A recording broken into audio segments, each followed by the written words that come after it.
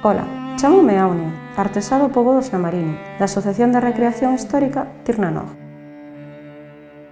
O que hoxe veredes neste vídeo é o proceso de elaboración da cerámica castrexa, o cal se tenta reproducir co maior rigor histórico posible.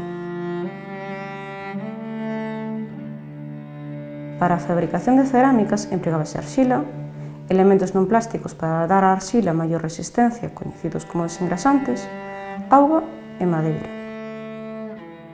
As arxilas extraíanse das barreiras próximas aos castros, tras unha selección preliminar para seleccionar as máis adecuadas segundo o tipo de cacharro que se quería conseguir. A esta arxila engadiríanse auga e poderíanse engadir ou non os desengrasantes.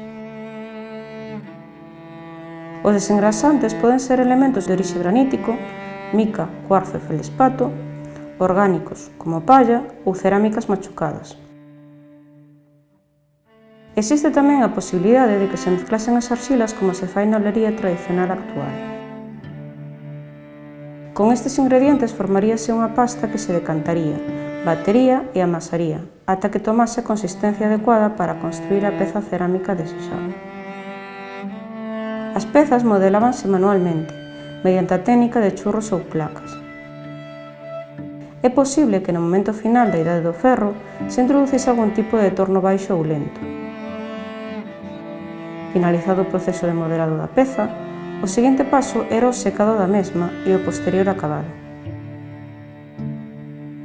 O acabado exterior pode ser un alisado superficial, coa mesma man, ou algún elemento como un fragmento de madeira, ou buscar algún acabado determinado como ocorre coa técnica do bruñido, na que se frega a superficie cunha pedra, pano ou similar, para obter un brillo metálico. Neste momento pode tamén decorarse a peza. Empregábanse técnicas como incisión ou acanaladura, impresión, se se empregaba un elemento natural como un dedo, ou estampilla, se se fabrica un punzón con motivo desexado expresamente, e tamén decoración plástica. Estas técnicas empregáronse durante toda a Idade do Ferro no noroeste, en solitario ou combinadas entre sí, con excepción da estampilla, que comenzaría a usarse a partir do século IV aproximadamente. Existen significativas diferenzas tanto nas técnicas como nos motivos preferidos en cada castro para decorar a súa cerámica.